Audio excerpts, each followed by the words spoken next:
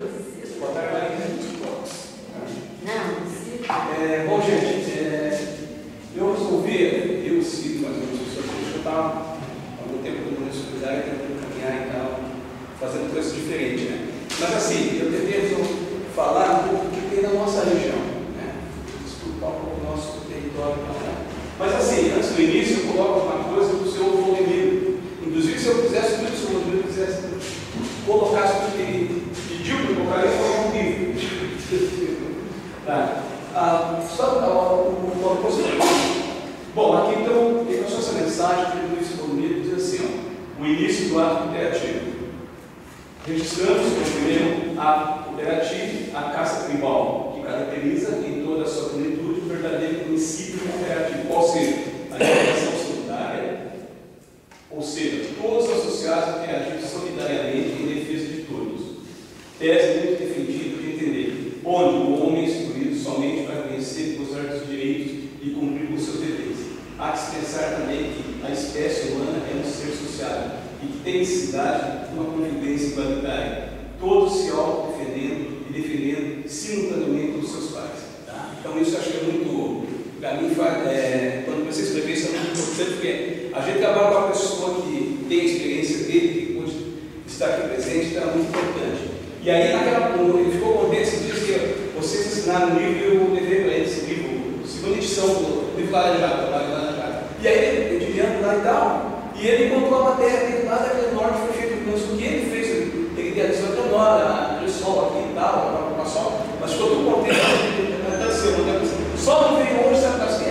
Porque a sogra está doente, tem uma sogra de 27 anos e foi brincadeira. Mas assim, isso é solidário também, né? Bom, mas aí para contar um pouco o início da questão aqui na região, então assim, a história de toda a sociedade, conforme com Marx, é a história das lutas de classe. O sistema, ou seja, o capitalismo, tem suas bases fundadas na exploração da mão de obra camponesa e operária, né? Então assim, o que isso quer dizer? Que as relações nossas, elas acontecem, e que nós somos uma sociedade, as relações nossas, capitalismo, trabalho, capitalismo, um pouco daqui por nós, né? E isso nos transforma. Nós somos mudados a esse exemplo que nos é dado. Né? Você não tem uma profissão, de repente a gente descobre que tem que desentortar banana, por exemplo. Aí nós vamos criar uma categoria do pessoal que vai desentortar banana. Tá? Assim como essas relações dentro da sociedade, assim os grupos começam. Dentro disso começou na história nossa a exploração pelos capitalistas, tentando um pouco se falar. Tá? Mas aqui na nossa região, aqui na universidade. Então, aqui, ó, a história de sociedade, eu já falei isso. Com a redemocratização, que é a crise de 1990, os movimentos sociais tiveram necessidade de criar ações de autogestão que pudessem gerar renda e cidadania. Nessa época, aqui na nossa região, também em todo o Brasil, o que acontecia? A gente tinha o trabalho do pessoal por caristia, por passagem de ônibus. Um pouco antes, a prefeitura dava uns valezinhos para o povo pegar um pacote de leite, Curitiba, assim, leite, barriga mole, essa coisa toda. Era uma situação terrível. E logo na sequência, veio o governo Collor, daí você tirou todos os direitos, né? O pessoal e começou as ações para tentar fazer alguma coisa sentido. A gente fazia muita movimentação, mas você não via, era muito pequenininho, as ações eram muito. Você não conseguia ver um resultado positivo de momento. Então, e aí teve muitas ações assim sindicais. Nós, disputando eleições sindicais, um exemplo do Sindicato do Comércio, do Metalúrgico, e era disputar só para apanhar, porque a máquina era tão forte, tanto o trabalho como desses mecanismos sindicais, que era apenas para você ganhar uma experiência e continuar na frente. Tá? Aí começou a surgir as possibilidades de você se organizar. Ali na Vila São Pedro, no Xaxim, saiu uma feira livre, não tinha nada em economia solidária, isso em 1982, 13. E aí a comunidade se organizou na feira livre, e podia ter bênção do pré, que era o prefeito na época, essas coisas todas. E aí o grande lance nós éramos mais jovens, de católica, e aí a gente deu uma feira assim, quer dizer, tinha feira na banquinha. Cada semana ficava um na banca. Cada semana um ficava na banca, em 1992. Cada semana ficava um na banca, no sábado, né? E daí a gente dividia aquele dinheiro, a juventude não dava mais nada. Mas era uma experiência rica para nós, porque eles estavam produzindo, fazendo uma coisa diferente, né? Logo, a feira durou um ano e meio no máximo, depois o pessoal voltou para a feira de 50 e tal. O grande lance, que naquela época em Curitiba tinha uns vale transporte de metal, vale transporte de metal, uns vales assim, aí a gente começou a se cotizar e ajudar. O Marco está desempregado, A gente dava uma notinha com o Marcos, não sei o que, e a gente começou a solidarizar isso porque não tinha outro jeito. E tinha alguns que trabalhavam em empresas, trabalhavam em empresas, e daí recebiam para transporte, mas eles não carro. E aí eles passavam para a gente, esse vale transporte muito desempregado. Eu mesmo recebi esse pacote algumas vezes. Então é uma coisa assim que ficou muito marcada, porque isso também pode parecer que não é muito significativo, mas teve um valor muito importante para nós, vocês, tá?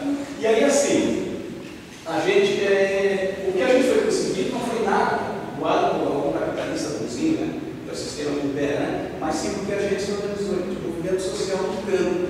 E aí teve gente que foi presa, teve gente. Daí na sequência também veio as rádios comunitárias, daí teve um processo, eu e mais alguns companheiros, acho que o Silvio junto também, a gente ficou 3 anos na Polícia Federal, todo mês se apresentando, fomos presos, a questão toda, para você lutar, enfim, tentando mudar. E o sistema de aí começou as privatizações, né? Essa questão toda, a gente lutando contra ele.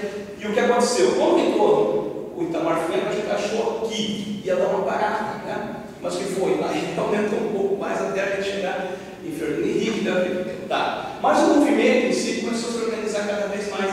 E a gente trabalhou, até eu estava na camiseta do Cidadania, Cidadania e. Como é que nós trabalhamos até Cidadania e Dignidade, nós trabalhamos ali, para tentar organizar e botar alguma coisa para a sociedade.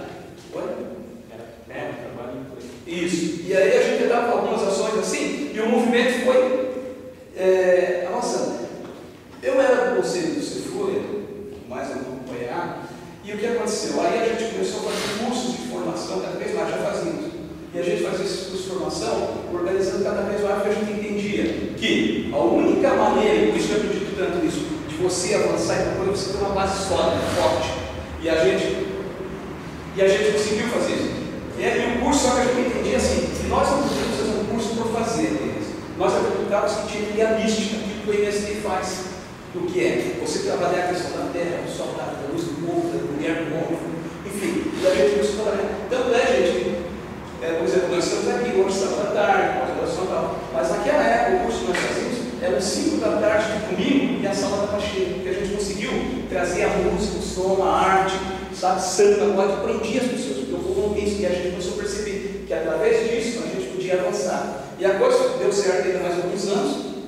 Na sequência, a gente deu uma espécie de um trabalho chamado Vídeo Bar. O Vídeo Bar também dentro do Conselho Cefura. E era assim, gente, e a gente quer retomar isso na cidade, contando com vocês. O Vídeo Bar, assim, era um processo que você ia lá, reunia toda sexta-feira, em algum canto, algum sindicato, algum movimento social, alguma entidade, e aí a gente fazia 20 minutos, mais ou menos, de vídeo. Alguém precisa de vídeo? Mais 15 minutos de um palestrante, no máximo 20, falando alguma coisa disso, tá? E depois a gente ficava cortava. Se você queria saber alguma coisa, se o Marcos queria falar, você ia lá no momento conversar depois. Por quê? O que vinha depois? Vinha festa, poesia, música, assim, sabe? Mesmo se eu quero conversar mais um pouco. Não, agora é essa questão mística, para a alegria, essa coisa. E deu certo. Tanto é que nós apresentamos lá na Escola Sul Floripa. Nós tivemos lá, e o pessoal que a única experiência na época foi essa, porque deu certo. Porque o vídeo bar estava nos marcou. Tinha o vídeo, você não ficava a daí a gente ia para a arte, música, poesia, tinha um momento da dança, ia para a música, dava um tempo com poesia, ia dançar, enfim, e foi uma coisa, tinha um barzinho também. E agora o processo de uma amizade já está começando a tomar. Mas enfim, isso aconteceu na nossa região e foi muito legal. Tá. Daí assim, o primeiro objeto de busca do movimento social tem sido ao longo do tempo a possibilidade de contrapor a lógica da sociedade de consumo, por outro mecanismo que o supere, pode dar um viés diferente que estamos habituados. Isso tem conceito acontecido por ações de economia solidária, mecanismo surgido através do acúmulo de experiência e movimento social, direcionando essas lógicas, essas tecnologias a processos de inclusão social. Qualquer pessoa pode dizer que conhece e pratica a economia solidária, mas ela só se dá no coletivo. Não existe economia solidária individual. Me perdoe, pode ser qualquer coisa, mas não é economia solidária. Não existe economia solidária. Pode até uma pessoa ser bem intencionada, mas ela tem que participar de um grupo coletivo. Tá? Não existe economia solidária individual. E ela só se dá num ato cooperativo, uma ação, uma proposta, alguém junto com alguém. Então, quando nós começamos esse curso, eu vou falar lá atrás. E assim, hoje vocês sabem, todos nós sabemos.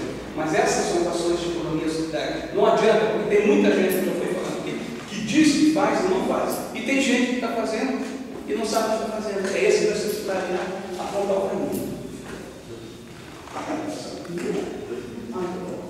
Tá, daí escolhi os espaços lá. Um foi das leis de padarias comunitárias, que na nossa região já é uma realidade. O pessoal, até o Antônio da vida, ele não pôde, né?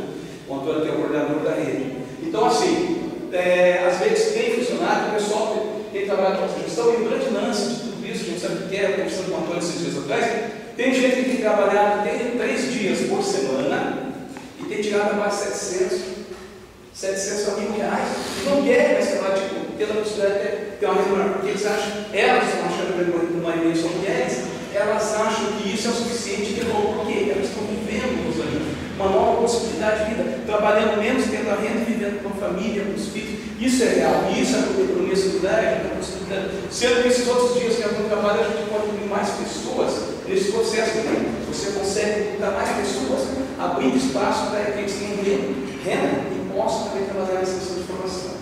Tá? Daí, assim, a agricultura familiar, eu até não ia falar muito, mas na outra, no final, o professor Maurício me desafiou, né? E como eu trabalho na Copa-Sol, lá dentro da cooperativa, ele desafiou. Então, o que acontece? Essa questão que já foi falada pela Daniel ontem, da organização, das dificuldades, realmente existe. E por isso que a gente tem hoje, nós estamos estabelecidos na Copa-Sol, que é um processo de centralizar as cooperativas da agricultura familiar, aonde você consegue ter um ato cooperativo sem que as cooperativas paguem imposto de circulação do ICMS ou um imposto parecido, no seu da folha de pagamento. E o grande lance que está surgindo na nossa região agora é que em São José dos Pinhais é 100% logístico da Copa-Sol, e que lá você vai poder trabalhar a questão tanto da carne como do produto orgânico, e também a possibilidade, que é uma das ideias, de uma escola de agricultura familiar dentro, trazer o pessoal que trabalha na agricultura e os filhos que estão para estar trabalhando dentro dessa questão da agricultura familiar. Então a sociedade é real, já tem um terreno, agora tem uma verba que está vindo do Brasil, foi aprovado nos conversas, e isso é uma realidade, porque a dificuldade que os agricultores têm para poder armazenar esse produto é muito grande, e com a central, com o centro logístico vai facilitar. Então aqui, a economia solidária da região do Curitiba tem, como em qualquer parte do Brasil, os empreendimentos, que são os grupos que realizam a produção, as padarias, os catadores, o artesanato, o grupo de mulheres, eu estou fazendo um processo produtivo, mesmo que não saiba. Os apoiadores, ONGs, tipo Cefur, é a ONG Colégio de Cidadania, Caixa Econômica, universidades, e os gestores, que são os governos federal, estadual, municipal, todos aqui que têm esse projeto. Eu entendo que aqui no Paraná, embora tenha uma secretaria que diz que a economia solidária ela não pratica, então só tem o nome, né? Porque ela não pratica a economia solidária. Inclusive o pessoal que é de economia solidária está ajudando no campo. Então ela não tem. Não adianta ter o título e não praticar a economia solidária. Tá? Pode ir. Conclusão, a economia solidária, ou a expressão solidária, apareceu em um momento em que o país atravessava uma forte crise de desemprego. Então os trabalhadores foram obrigados a se orientar em mecanismos de autogestão. Para a economia solidária, o principal são as pessoas e o meio que se vive, praticando comércio justo e consumo consciente. Tá? Uma nova forma de vida. As pessoas estão percebendo que todos são importantes e que podem continuar lutando para ir construir um mundo mais solidário, baseado em ações coletivas e autogestionárias. Tá? Unindo a classe trabalhadora, esse aqui é o quarto estado, que a gente conhece, mas acho que todo mundo conhece, quatro famosos. A economia solidária está baseada em ações de solidariedade e, como tal, tem um foco voltado para o ser humano, pois esse é o elemento principal. O meio ambiente, ou seja, a nossa casa, deve ser protegida de todas as formas, por ações de proteção mesmo. Vivemos em sociedade, ninguém consegue viver sozinho. A nossa existência se dá no coletivo. Devemos respeitar as diferenças e buscar a igualdade de condições para todos. Isso sim é fazer a diferença. É a vida plena e o resultado final dessa luta. O resultado final é a vida dessa luta. E a vida plena é o resultado final dessa luta. O grupo. Quando no início disso aqui, a gente sabia que muita gente não conhecia o que era isso. Eu já tinha falado disso, né? E aí havia a preocupação, porque muitos desistiram, tiveram compromisso, outras coisas, né? E a ideia era essa, de que, pelo menos eu acho que para mim é possível, para ninguém, pudesse captar a gente, aluno, enfim, eu acho que é isso. Então ok, o grupo. Quando eu início desse curso, muitos que começaram não sabiam exatamente o que estavam cursando. Lembro que houve um convite para que viesse para que pudesse estudar. Alguns ficaram em dúvida.